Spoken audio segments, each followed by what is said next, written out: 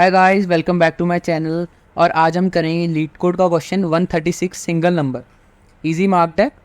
Question में दिया है given a non empty array of integer nums, every element appear exactly twice except for one, find that single one. ठीक है, हमें find करना है। हमारे पास एक एरे है जिसमें हर एक एलिमेंट 2 बार अपीयर हो रहा है, बस एक एलिमेंट को छोड़ के, और हमने उसी एक एलिमेंट को करना है return. You must implement a solution with linear runtime complexity and use only constant extra space। ये हम बाद में देखेंगे। इसके हम पहले इसका ब्रूट फोर्स अप्रोच देखते हैं, जिसमें हम क्या करेंगे, हम पूरी की पूरे एरे पे ट्रैवर्स करेंगे और हर एक एलिमेंट का काउंट निकालेंगे। अगर वो काउंट हुआ 1 तो हम रिटर्न कर देंगे। उसमें हम क्या करेंगे, इंट एन, हम पहले अपना साइज निकाल लेते हैं, नम्स डॉट साइज, फिर लूप लगाएंगे फॉर इंट आई 0 से लेके n-1 तक चलेगा loop, i less than n i plus plus. उसके बाद इसके अंदर एक और हमें लूप चलाना पड़ेगा, जिसमें हम क्या करेंगे, फॉर इंट जे, स्टार्ट करेंगे 0 से, j is less than n j plus plus. इसमें हम अगर जो हमारा एलिमेंट है नम्स ऑफ j है, जो अगर वो नम्स ऑफ i के इक्वल होता है तो हम काउंट प्लस प्लस कर देंगे। नम्स ऑफ i के इक्वल होता है तो हम कर देंगे काउंट प्लस प्लस। यहाँ पे हम अभी एक काउंट बना लेते हैं। अब बाहर भी बना सकते हैं, अंदर भी बना सकते हैं, लेकिन अगर बाहर बनाएंगे तो हमें उसको बार बार इनिशियलाइज करना पड़ेगा इस लूप की स्टार्टिंग में 0 से। तो हम ऐसा करेंगे, इसके अंदर ही बना लेंगे इंट काउंट 0। ठीक है, हमने काउंट प्लस प्लस कर लिए। अगर अब कभी भी if count is equal to 1, अगर हमारा काउंट कभी भी 1 हो जाता है तो हम यहीं से रिटर्न कर देंगे। हमें पता चल गया, यहीं से हम रिटर्न कर देंगे अपना, हमने रिटर्न करना वो एलिमेंट, तो हम रिटर्न कर देंगे नम्स ऑफ आई। और इसके बाद एंड में हमें कुछ ना कुछ रिटर्न करना पड़ेगा, क्योंकि यहाँ पे इंट है, तो हम एंड में हम रिटर्न 0 कर देंगे, क्योंकि यहाँ तक तो कभी हमारा कोड पहुँचेगा ही नहीं, क्योंकि इन्होंने बोला है कि हमेशा सिंगल एलिमेंट होगा ही होगा, तो वो यहीं से रिटर्न हो जाएगा। इसको रन करते हैं। अब एक्सेप्ट हो गया, इसको सबमिट करेंगे, सबमिट हो जाएगा।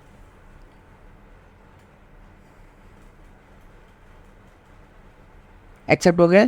ठीक है, तो देखो इसमें हमने बेसिकली किया क्या है, 2 फॉर लूप लगाए हैं। उसके बाद हमने जो इस फॉर लूप में है उसको एलिमेंट को कंपेयर किया बाहर वाले लूप के एलिमेंट से। अगर वो सेम होते हैं तो हम काउंट प्लस प्लस करते जाएंगे, मतलब कि हमने हर एक एलिमेंट का काउंट निकाला है। जिसका काउंट 1 है उसको हमने कर दिया रिटर्न। हमने 2 लूप लगाए हैं और दोनों अपने 0 से लेके n-1 तक चल रहे हैं, तो उसकी टाइम कॉम्प्लेक्सिटी हो जाएगी बिग ऑफ n²। ठीक है, और स्पेस तो हमने कुछ एक्स्ट्रा यूज़ की नहीं है, एक वेरिएबल यूज़ किया जिसको बिना हम इसके बिना भी काम चल सकता था। हम नम्स डॉट साइज हर जगह यूज़ कर सकते थे, तो लेकिन हमने बना लिया था। तो स्पेस कॉम्प्लेक्सिटी तो इसमें है ना, हमने O(1) एक्स्ट्रा स्पेस यूज़ किए। हमने यहाँ पे कांस्टेंट एक्स्ट्रा स्पेस तो यूज़ कर लिए, लेकिन हमने एक ऐसा सोल्यूशन देना है जिसकी टाइम कॉम्प्लेक्सिटी लीनियर हो, मतलब बिग ऑफ n में सोल्यूशन होना चाहिए। ठीक है, उसको कैसे करेंगे हम, उससे पहले इस सोल्यूशन पे आने से पहले एक और सोल्यूशन हम देख लेते हैं, जिसमें हम मैप डाटा स्ट्रक्चर का यूज़ करेंगे।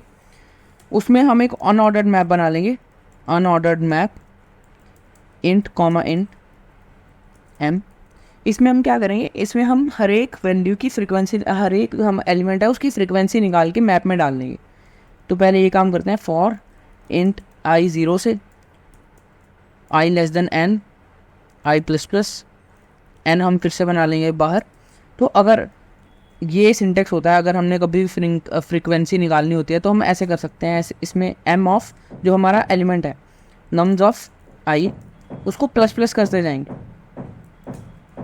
अब होगा क्या, ये पहले 2 पे आएगा तो nums M of nums of I को प्लस प्लस कर देगा, मतलब इसकी वैल्यू 0 से 1 कर देगा। फिर दोबारा आएगा, इसकी वैल्यू 2 कर देगा, फिर 1 आएगा, 1 देखेगा, 1 की वैल्यू तो 0 है तो इसको 1 कर देगा। ठीक है, ये काम करता है इसमें ये मैप्स में।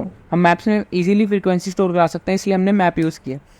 लेकिन हम इसमें स्पेस यूज़ कर रहे हैं, चलो उस पर बाद में आएंगे, पहले हम कोड कर लेते हैं। इंट n है नम्स का साइज। अब हम क्या करेंगे, मैप पे एक फॉर लूप चलाएंगे, और मैप पे फॉर लूप हम कैसे चलाएंगे, हम फॉर ईच लूप लगाएंगे। ऑटो फॉर ईच लूप का सिंटेक्स ये होता है कि हम सिंपली विदाउट एनी इंडेक्स हम उस डाटा स्ट्रक्चर के सारे एलिमेंट्स को एक्सेस कर सकते हैं। हम इसमें भी लगा सकते थे फॉर ईच लूप। इसको लगाने का ऐसा सिंटेक्स होता है, पहले तो हमें जो हमारे पास एलिमेंट है उसका जो डेटा टाइप है वो हमने यहाँ लिखना होता है ऑटो की जगह। अगर हमें नहीं पता या फिर हम कहीं भी अगर ऑटो लिख देंगे तो हमारा वो सभी पेयर्स के लिए चल जाएगा, ठीक है, मतलब सभी के सभी डाटा टाइप्स के लिए चल जाएगा ऑटो लिखा हुआ। तो हम इसमें एक्स सर्च करेंगे एम में। एक्स क्या है, एक्स हमारा अब एक पेयर है, तो हम इसमें चेक करेंगे कि अगर इफ़ एक्स डॉट सेकेंड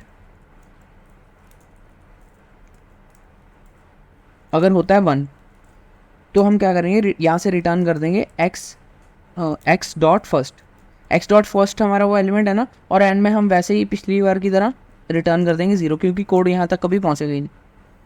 और यहाँ पे रिटर्न करना कंपलसरी है, क्योंकि हमारे पास हमारा जो फंक्शन है वो उसको इंट वैल्यू रिटर्न करनी है। अब इसको सबमिट करेंगे, देखो एक्सेप्ट हो गया। तो इसमें टाइम कॉम्प्लेक्सिटी क्या है, इसमें हमने पहले एक फॉर लूप लगाया है, हमने ट्रैवर्स किया है पूरी एरे पे, तो ये इसकी टाइम कॉम्प्लेक्सिटी होगी बिग ऑफ एन। और यहाँ पे हमने मैप पे एक फॉर लूप लगाया है जिसकी time complexity big of n से तो कम ही होगी, क्योंकि एलिमेंट्स डबल हैं, लेकिन फिर भी इसको हम मोटा मोटा मान लेंगे कि हमारा ये जो दोनों लूप लग रहे हैं इन दोनों की कॉम्प्लेक्सिटी हो जाएगी बिग ऑफ एन। लेकिन इसमें एक दिक्कत है कि हमने इसमें एक्स्ट्रा स्पेस यूज़ किया। एक्स्ट्रा स्पेस क्या है, हमने एक अनऑर्डर्ड मैप बनाया है, ठीक है। तो इस सोल्यूशन से भी बेहतर एक सोल्यूशन है जिसमें हम क्या करेंगे, जिसमें हम एक बिटवाइज ऑपरेटर होता है एक्सॉर, उसका यूज़ करेंगे। उसकी एक प्रॉपर्टी है, वो प्रॉपर्टी क्या है कि जब भी हम एक्सॉर यूज़ करते हैं किसी भी दो सेम एलिमेंट्स पे, उनका एक्सॉर आ जाता है 0, और 0 का किसी भी एलिमेंट से एक्सॉर करते हैं तो वो एलिमेंट खुद आ जाता है, मतलब the element itself is the answer. अब इसमें क्या होगा, हम तीनों का एक्सॉर ले लेंगे तो 2 2 तो 0 हो जाएगा, और 0 और 1 का एक्सॉर 1 आ जाएगा, ठीक है। अब इसमें क्या होगा, 4 का एक्सॉर 1 के साथ, इसको हमें अभी कैलकुलेट नहीं करना, ठीक है। तो इसका 1, अब देखो जो एलिमेंट पेयर में है ना उनका एक्सॉर आ जाएगा 0, 1 का एक्सॉर 1 से होगा 0 आ जाएगा, 2 का एक्सॉर 2 के साथ होगा 0 आ जाएगा, और ये सारे 0 हो गए, और 0 का एक्सॉर हम 4 के साथ करेंगे तो आंसर आ जाएगा 4। तो इसमें हम क्या करेंगे, बेसिकली हम अपना सभी के सभी एलिमेंट्स का एक्सॉर ले लेंगे और हमारे पास वही अपना जो डिज़ायर्ड आंसर है वो आ जाएगा। इंट एन यहाँ भी बना लेते हैं, nums not size for int i 0 i less than n i plus plus. अब हम क्या करेंगे, अब हम एक यहाँ पे एक वेरिएबल बना लेते हैं, इंट ए बना लेते हैं, इंट ए, ठीक है। उसमें हम क्या करेंगे, उसमें हम कैलकुलेट करेंगे एक्सॉर, और एक्सॉर इसको हम इनिशियलाइज कर देंगे 0 से। अब हम ए में डाल देंगे A XOR, A is equal to A का एक्सॉर किसके साथ, जो नम्स ऑफ आई है हर एक एलिमेंट का। इसको हम ऐसे भी लिख सकते हैं कि हम यहाँ इक्वल टू डाल दें, ठीक है, ऐसे भी कर सकते हैं और वैसे भी, जैसे मैंने पहले दिखाया था। तो अब एंड में हमने क्या करना है, हमने इसी एलिमेंट को कर देना है रिटर्न ए। रन करते हैं इसको, सबमिट करेंगे, अब सबमिट भी हो जाएगा।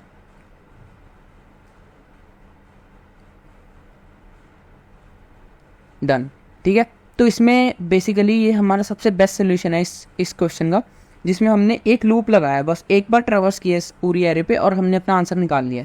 टाइम कॉम्प्लेक्सिटी इसकी बिग ऑफ एन हो जाएगी, और इसमें हमने कांस्टेंट एक्स्ट्रा स्पेस भी यूज़ की है, ठीक है। हम इसकी स्पेस कॉम्प्लेक्सिटी बिग ऑफ 1 है। तो बस इतना सा था कोड, और see you in next video with another amazing code. Till then take care, thank you.